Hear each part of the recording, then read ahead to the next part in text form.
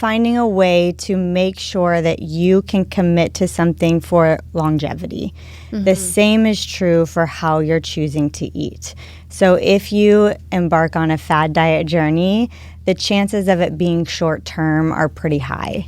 Especially if you're miserable. Yes, exactly. And if you're Because taking away is that really things how you that want to love. live? Yes. Yeah. On a daily basis. I mean, personally, I get a lot of joy from good food, and I like cooking, and I like eating with my family. Yes. And so that has to be a part of my lifestyle. Yes, You and know? if you love ice cream or you love cookies, if you're taking those away completely, the chances of binging on them later are much higher. Hey everyone, welcome back to another episode of At Home with Emily, a podcast about creating a life you love. We are continuing our 4-part series this month, all about your health and well-being and what goals that you may have. And we're hoping that we can help you with those goals or even help set them. And with me today is Nikki Love, personal trainer and yoga studio owner. Nikki, thanks for coming back. Yes, thank you for having me. We have lots of questions, so you get to be on the hot seat today. Okay. And so I've got most of those copied down. And one that we got in a couple different ways and forms is about weight loss, which I know you said is one of the big things that you hear about in January. And the question was, is calorie deficiency truly the best way for weight loss? And if so, how do you find your way back out of that without getting the weight back on? I mean, we've all either experienced that or seen that where someone loses a lot of weight and it seems like they gain more weight back after the diet. Yes, it is a way for weight loss. I don't know that it's necessarily the best way for it, but it definitely, it works. It's effective. I would recommend working with a dietitian on that because the dietitian can not only help you with the deficit, but they can help you with coming back out of it effectively and making sure that you're not going to pile all of that weight back on. Dietitians know how to do that, and they can do it effectively and make sure that they're not kind of like making you feel a certain way about it. Well, what I've seen too, just from talking with people who've been successful, is sometimes it's not about cutting calories. It's more about changing what you're eating too. I mean, just the nature of what we are putting in our bodies, the changes that we can make there. And sometimes the dietitian will tell you, you need more calories. Yes, that absolutely can happen. I am a huge fan of just doing the best that you can do with whole natural foods. And that, again, a dietitian can help you kind of work through that. I know at Achieving Your Best, we have different tests that you can do where it will tell you, the test will come out and tell you how much you burn at rest, how much, what you typically run on. Is it more carbohydrates? Is it more protein? Is it more fat? And it can give you a really good broad view of what your body needs. And then you can work directly with a dietitian that would help you then, be able to tell you, you need X amount of calories just to maintain. You need X amount of calories because you need to rebuild your system a little bit, or you need to, if you want to, reduce your intake a little bit to lose, then we can do this. Here's the plan. Measurements. Yeah. And so you're not just doing it by yourself. Yes. Which can be very intimidating at the grocery store. Very much so. I think having that partner and advocate with you is huge. Yes. So you know what to do. Okay, very good. Next one. Okay, so we did get a lot of questions about fad diets, but one question we got is, are they effective? Again, I think they can be effective. I kind of like what I was saying the other day about, or in our last session, about finding a way to make sure that you can commit to something for longevity. The same is true for how you're choosing to eat. So if you embark on a fad diet journey, the chances of it being short term are pretty high. Especially if you're miserable. Yes, exactly. And if you're Because taking is away that really things how you that want to love. live? Yes. Yeah. On a daily basis. I mean, personally, I get a lot of joy from good food, and I like cooking, and I like eating with my family. Yes. And so that has to be a part of my lifestyle. Yes, and if you love ice cream or you love cookies, if you're taking those away completely, the chances of binging on them later are much higher. Because you're very focused on missing ice cream. Okay, so another question that came in, what about after 50? Best diet and exercise that where you can still lose weight but not lose muscle. And I know that's hard especially when we get older.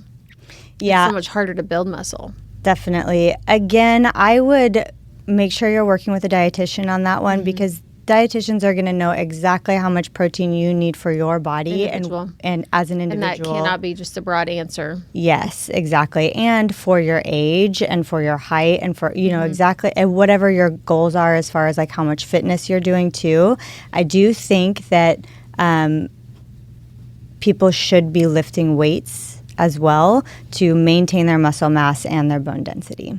So that would be a good thing for women over 50. If they're not already doing that, they should probably start to embark on that. Nikki, you know what women are going to say. Women are going to say, well, I don't want to be big and bulky, and I don't want to be all muscular, and I don't want to add on the weight from muscle. And so what we see a lot of women doing, just you and I in our phase of life, is we just see them walking, which is good. That's a weight-bearing exercise. But you don't see a lot of women in the weight room. Yes, I think that kind of depends on where you're going as well, and also what your goals are. Women can put on a lot of bulk if they want to. If that's their goal and they want to do that, there are people who can help women do that. There are also people who can help women lift weights and keep muscle mass that they already have and lean out and feel strong and light simultaneously. There are people who can help women do both. Such as yourself. Yes. Yeah. Well, I think there is that. But as you said, as we age, we do lose bone density. That's something that I've heard you hit on before. And muscle kind of counters that, right? Yes. So anything that we're doing that's weight bearing is going to be good for our bones. Okay. And then also we lose muscle mass as we age too. It just starts to deteriorate. Right. So continuing to build muscle is only going to help keep us feeling more youthful. Yeah. And so how much strength training are we talking about? Ideally, I would say 2, but honestly 3 to 4 times a week would be great. Yes. And so are you talking about would a yoga class count for that? Where you're doing a plank or doing something like that, or should it involve some actual weights? I think personally, and everyone has their own opinion. Personally, I think that it should involve weights. So more like a yoga sculpt class would be great, or a circuit class at a gym. So it doesn't have to be heavy weights necessarily. Yeah. Okay. It can be. And I do lift heavy weights as well. Which we wouldn't guess by looking at you, because you're very petite. Yeah. I love to lift heavy weights. I think it feels really good. And strong. Yeah. Yeah. Okay. Another question that we had come in was also on workouts such as, let's say, a Pilates or a yoga that are a little friendlier to your joints and to your body. Is that an okay place to start, or do you think that they do need to add in other workouts?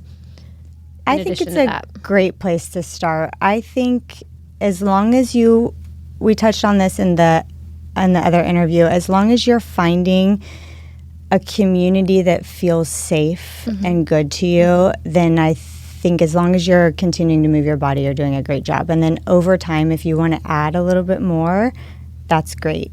The most important thing is that when you step into a facility, you feel safe. You feel like the way that you're doing the movements feels appropriate to your body.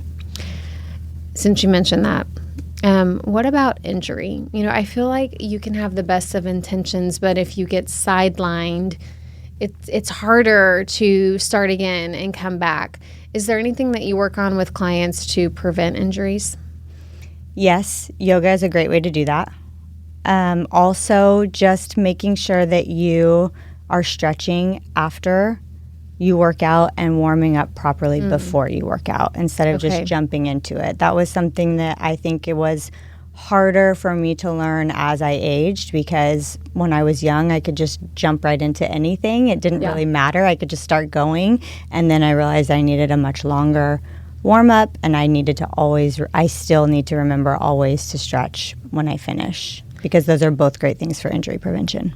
So what about the person who's listening to this or watching this and thinking, yeah, that's great, but that just seems like a lot, because I think it can feel overwhelming to start something new.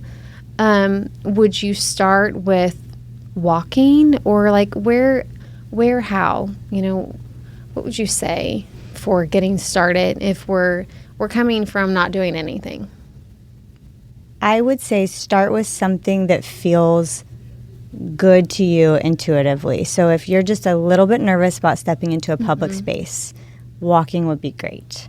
And there's a lot of things that you can find online too, where you could do like a walk jog, or maybe it's just a video online that you find as well that you can do in the comfort of your own home. You could buy really light hand weights to start as well for something at home. Also, if you like to work out and keep something a little bit more faster paced, start with a gym that does a circuit training class and commit to 1 or 2 classes a week there. Do the introductory offer there and see how it feels. If you just like to stretch and it feels really good and you want to sweat, start with a hot yoga class and go from there. But start with one thing. Just start with one thing. Yeah. And go from there. Because I'm giving so many different options because I want people to know there are options. Pick one and build. But pick one and build, yeah. And I think too, Nikki, trying to meet someone new and find a friend. Yes. Or if you have a friend that has been sort of talking about things the same way as you and is wanting to get back into things. I'm big on taking a friend with me. Yes. When I try something new. And I know it seems like I'm pretty fit, but when I try something new, even like for me, having been around gyms for a lot of years, it can feel intimidating. And I definitely use the phone a friend line. Yeah. And I'm like, hey, will you please come to this with me? Because when you show up, a lot of the people, they've been doing it a long time. And comparison can be a thief of joy of trying something new too, can't it? Yes, absolutely. I love that idea because 1, it gives you comfort to have someone with you, and 2, it gives you accountability. Well, I will never forget one of the first times that I tried hot yoga, which is actually challenging. It can be harder or easier depending on the class, the instructor, where you go. But this particular class that I did was so hard. It was not your class. This was at a different facility. I ran out of water. And I'm thinking, I'm not going to make it through this class. And then the instructor came around and gave everyone a cold towel. And I was just thinking, if I could just make it to this towel, And I'm reaching back, and there's no towel. Like I'm laying there, and I didn't get a towel. Oh no! And so all of a sudden, this hand reaches forward and hands me a towel. It's my friend that I took with me to the class. She gave me her towel. That's real friendship. Yes, that is true friendship. And I was thinking, granted, I was her ride. So if I hadn't have gotten that towel, could I have even made it to drive home? Yes. But shout out to Carol Sue. Thank you, Carol Sue. You are a true friend. But just having a friend, that's the ultimate example. I was just in way over my head in that class. It was too hard for me. Yeah. And having a friend there to help me up off the mat. Yeah. But thinking back on that too, do you feel like even though it felt too hard in the moment, nobody was probably judging you or no, and watching? That's what I tell people when they're trying something new. It's really kind of a self-focused place. Any type of workout facility or gym, if you really look around at where everyone's eyes are, it's on themselves. Yes. And no one is really looking at you. And it is disconcerting, all the mirrors, if you're new to a place like that.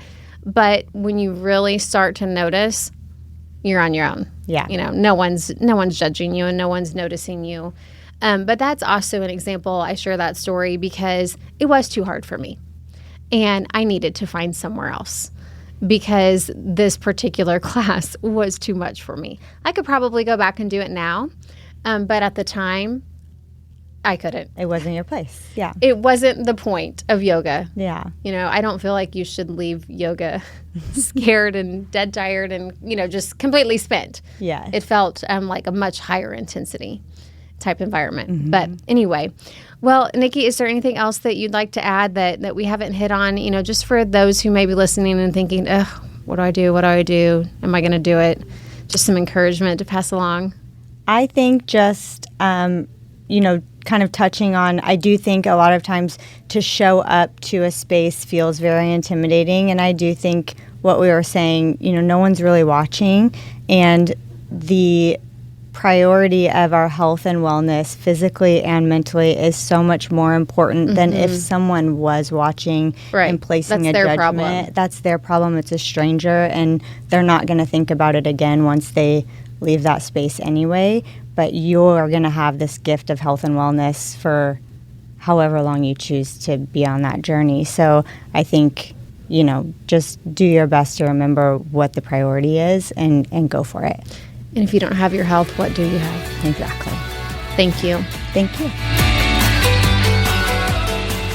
And thank you so much for joining us for this episode of At Home with Emily. If you are watching on YouTube, we would love for you to just like and subscribe so you don't miss an episode. They drop every Wednesday. You can also follow Around the Ozarks on social media. We're on Facebook and Instagram and all of the others.